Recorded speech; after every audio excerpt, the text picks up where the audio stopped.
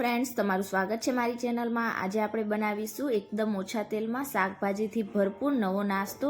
તો આ veg pancakes બનાવીને તમે બાળકોને લંચ બોક્સમાં પણ આપી શકો છો। બાળકોને બહુ જ પસંદ આવશે અને ખાસ કરીને આ નાસ્તો તમે ગ્રીન ચટણી કે ટોમેટો કેચઅપ સાથે ખાશો તો ખૂબ જ ટેસ્ટી લાગશે અને એકદમ ઝડપથી બની પણ જાય છે।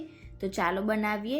રેસીપી સારી લાગે તો વિડીયોને લાઇક કરજો, વધારેમાં વધારે શેર કરજો અને હજી સુધી જો તમે મારી ચેનલને સબસ્ક્રાઇબ ના કરી હોય તો સબસ્ક્રાઇબ કરીને બેલ આઇકનને પ્રેસ કરજો એટલે નવી નવી રેસીપીના નોટિફિકેશન આવશે।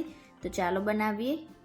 હવે સૌથી પહેલાં તો આપણે નાસ્તો બનાવવા માટે બાઉલમાં 1.5 કપ આ રીતે એકદમ પતલી સ્લાઇસમાં કટ કરેલી કોબીજ ઉમેરીશું। સાથે જ 2 મીડિયમ સાઇઝના ગાજરને અહીંયા મેં ગ્રેટ કરીને લઈ લીધા છે, તેને પણ બાઉલમાં ઉમેરીશું અને 2 મીડિયમ સાઇઝના બટેકાને પણ આ રીતે લાંબી લાંબી સ્લાઇસમાં ગ્રેટ કરી લીધા છે। અને હવે તેમાં 2 થી 3 ટેબલ સ્પૂન જેટલા ઝીણા કટ કરેલા કેપ્સિકમ ઉમેરીશું।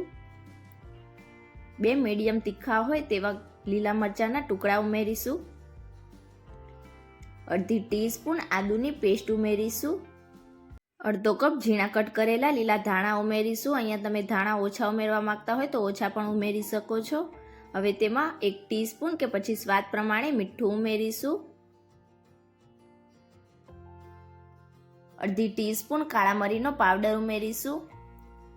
1 ટીસ્પૂન રેડ ચીલી ફ્લેક્સ ઉમેરીશું। અહીંયા તમને તીખાશ ઓછી પસંદ હોય તો તમે રેડ ચીલી ફ્લેક્સ ઓછા પ્રમાણમાં પણ નાખી શકો છો।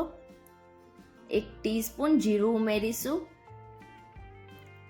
અને હવે હાથેથી બધા જ મસાલા અને વેજીટેબલ્સને આપણે એકદમ સારી રીતે મિક્સ કરી લઈશું।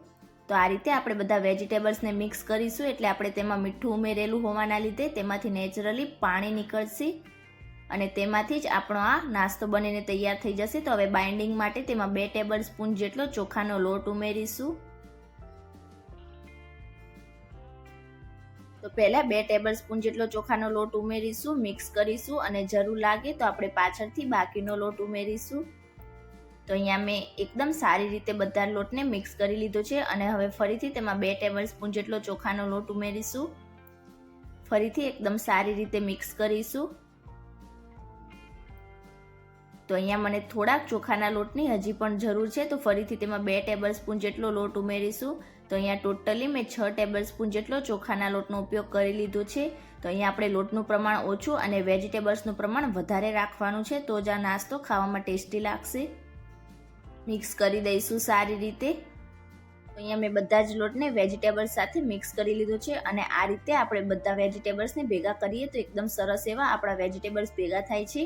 તો આ જ રીતનો તમારે આ મિક્સર બનાવીને તૈયાર કરવાનું છે। હવે આપણે નાસ્તો બનાવવા માટે ગેસ ઉપર મીડિયમ સાઇઝની પેન રાખીશું અને તેમાં અડધી ટીસ્પૂન કરતાં થોડુંક ઓછું તેલ ઉમેરીશું અને હવે આપણે જે મિક્સર બનાવીને તૈયાર કર્યું છે તેમાંથી ભાખરીના લુવા જેટલું મિક્સર હાથમાં લઈશું અને આ રીતે પેનના સેન્ટરમાં રાખીને તેને હાથેથી પ્રેસ કરતા જઈને ગોળ શેપ આપી દઈશું। તો અહીંયા આ વેજ પેનકેક્સ તમે જાડી કે પાતળી તમારી પસંદ પ્રમાણે રાખી શકો છો।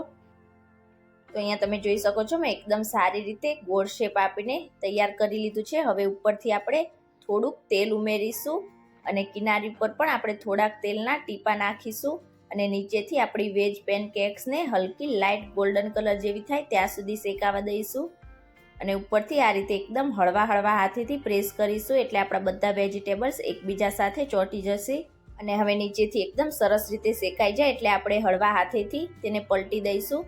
તો એકદમ હળવા હાથેથી તમારે આ વેજ પેનકેક્સને પલટવાનું છે, નહીં તો બધા વેજીટેબલ્સ એકબીજાથી છૂટા થઈ જશે। તો અહીં તમે જોઈ શકો છો નીચેથી આપણું વેજ પેનકેક્સ એકદમ સરસ રીતે શેકાયું છે। તો આ જ રીતે આપણે બીજી બાજુથી પણ તેને શેકાવા દઈશું અને હવે નીચેની સાઈડથી પણ શેકાઈ જાય એટલે બંને બાજુથી તેને અલટી પલટીને હલકું ક્રિસ્પી થાય ત્યાં સુધી તેને શેકીશું। તો આ જ રીતે મેં બંને સાઈડથી અલટી પલટીને આપણા નાસ્તાને હલકું ક્રિસ્પી કરી લીધું છે। તો હવે ગેસની ફ્લેમ સ્લો કરીશું અને હવે તેને પ્લેટમાં નીકાળી લઈશું અને આ જ રીતે આપણે બાકીના બીજા બધા જ વેજ પેનકેક્સ બનાવીને તૈયાર કરી લઈશું। તો અહીંયા મેં બધા જ વેજ પેનકેક્સ બનાવીને તૈયાર કરી લીધા છે અને તેને ટોમેટો કેચઅપ સાથે સર્વ કરીશું। તો આજની મારી રેસીપી તમને કેવી લાગી મને કમેન્ટ કરીને ચોક્કસથી જણાવજો। રેસીપી સારી લાગી હોય તો વિડીયોને લાઇક કરજો, વધારેમાં વધારે શેર કરજો અને ચેનલને સબસ્ક્રાઇબ કરીને બેલ આઇકનને પ્રેસ કરજો એટલે નવી નવી રેસીપીના નોટિફિકેશન આવશે।